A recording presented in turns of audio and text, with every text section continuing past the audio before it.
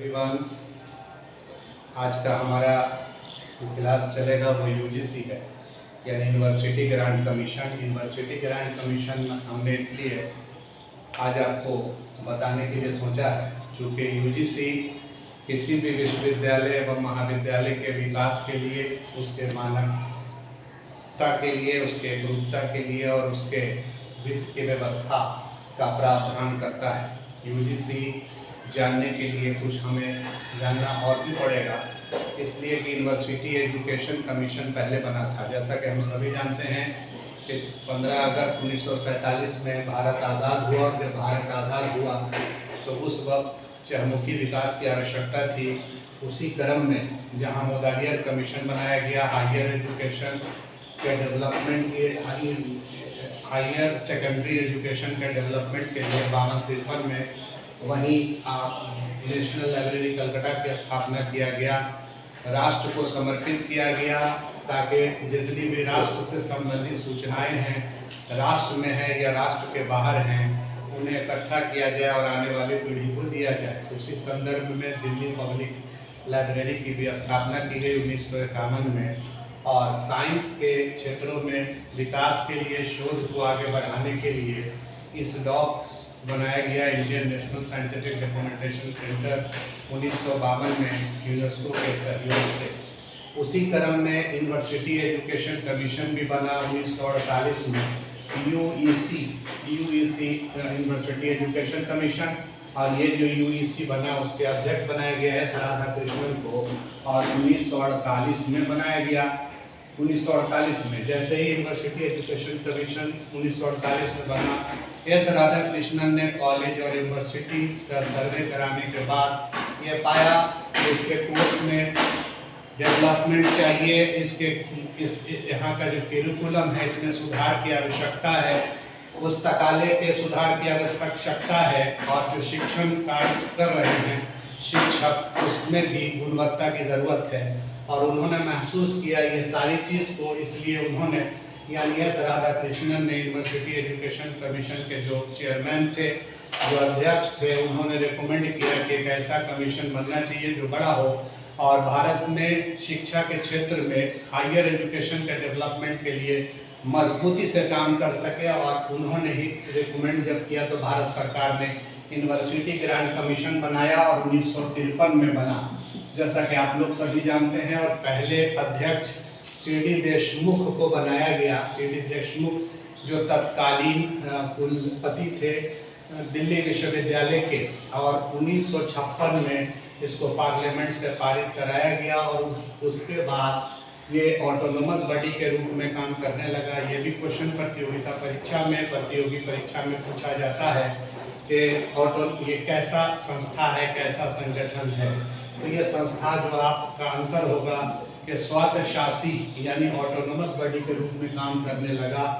UGC ने कई committee बनाया, जिसमें एक लाइब्रेरी कमेटी भी बना 1957 में, 1957 में, जिसको रंगनाथन कमेटी के नाम से भी जाना जाता है। और इसी संदर्भ में यूजीसी का इनफिलिमिनेट की भी स्थापना की गई। इसको अलग से भी हम आपको बताएंगे इनफिलिमिनेट के बारे में।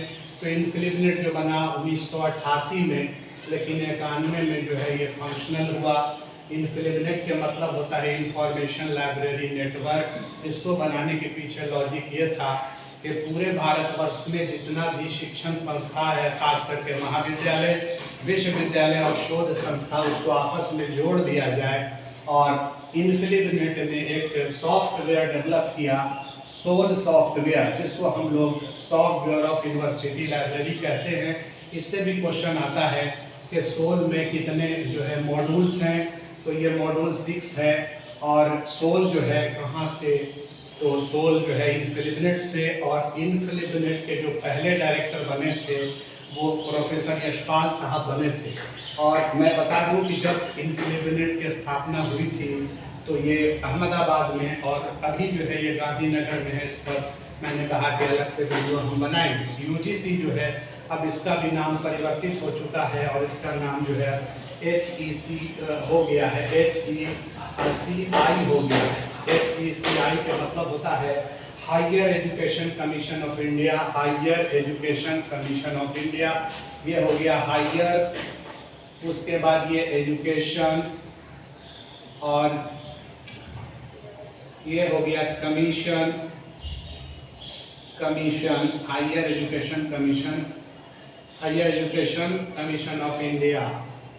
ये 2018 में, ये बहुत लोगों को जानकारी भी नहीं होगा, तो इसको ज़रा सा याद रखना है कि 2018 में इसका नाम भी परिवर्तित हुआ है। और यूजीसी का जो अपना मैंने बताया कि जो आदर्श वाक्य है ये ज्ञान विज्ञान विमुक्त, ज्ञान विज्ञान विमुक्त जो है इसका आदर्श वाक्य है। उसी तरह से इसके जो प्रोग्राम भी हैं, दीक्षारंभ गुरुदक्षता जो है, दीक्षारंभ गुरुदक्षता इसका प्रोग्राम है। और जब आप आगे पढ़ोगे, आप आगे जानोगे, आप जैसे जैसे आप जानिएगा तो बहुत सारी चीज़ और भी जानिएगा कि यूजीसी ने कंसोर्सिया बनाया है, यूजीसी का जो है किस तरीके से जो है दूसरे यूजीसी जो है किस तरीके से जो है आप करिकुलम के डेवलपमेंट के लिए, मानकता के लिए कार्य कर रहा है। तो आज का जो वीडियो है हम यहीं पर ख़त्म करते हैं और आगे फिर इनफिल्मनेट पर वीडियो बनेगा। और आगे जो है मैं इसलिए यूजीसी को आज पढ़ाने के लिए मैंने सोचा कि जैसे राजा राम मोहन राय लाइब्रेरी फाउंडेशन है वो पब्लिक लाइब्रेरी के लिए विकास का कार्य करता है, उसी प्रकार से यूजीसी जो है महाविद्यालय और विश्वविद्यालय के लिए काम करता है। बहुत बैलेंस आपको पढ़ना पड़ेगा, बैलेंस आपको चलना पड़ेगा, हर सेक्शन से क्वेश्चन आता है। एक वीडियो हम इस तरह से भी आपके सामने लाएंगे कि कैसे तैयारी किया जाए, पहला पेपर कैसे पढ़ा जाए। पहला पेपर के मतलब जनरल पेपर यानी कि रीजनिंग, मैथ, टीचिंग एप्टीट्यूड की कैसे तैयारी की जाए और कैसे जो है हम लाइब्रेरी साइंस में कम से कम पढ़ करके बेहतर से बेहतर रिजल्ट दें, पिन पॉइंटेड दें। चूँकि हर सेक्शन से अगर हम ये आपको कह दें कि सिर्फ हम ऑर्गेनाइजेशन को पढ़ लीजिए, आपको इतना क्वेश्चन आ जाएगा, आप जो है मैनेजमेंट को पढ़ लीजिए इतना क्वेश्चन आ जाएगा, क्लासिफिकेशन को अगर पढ़ लीजिएगा तो इतना क्वेश्चन, तो बिल्कुल हम गलत बोल रहे हैं, झूठ बोल रहे हैं हम। तो कहा कि वो नहीं होता है, बल्कि हर सेक्शन से क्वेश्चन आता है। यहाँ तक कि अवार्ड और रिवार्ड जो मिलता है, अवार्ड से भी जो उससे भी क्वेश्चन आता है। और जो डे मनाया जाता है, जैसे लाइब्रेरियन डे कब है, लाइब्रेरी डे कब है, लिटरेसी डे कब मनाया जाता है, इससे भी क्वेश्चन आता है। यानी हर सेक्शन से क्वेश्चन आएगा।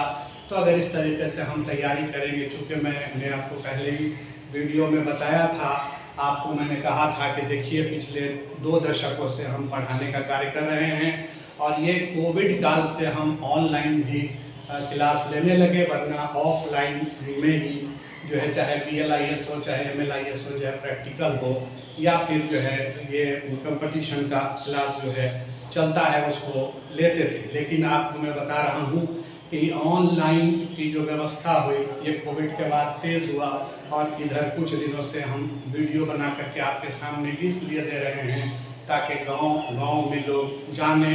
और मेन मकसद बनाने का ये है कि आपको उठाना, आपको जगाना और आपको आगे बढ़ाना। 2 चीज़ ज़रूरी है कामयाबी के लिए, बिल्कुल। एक तो जमना और दूसरी चीज़ है कि सब्र करना।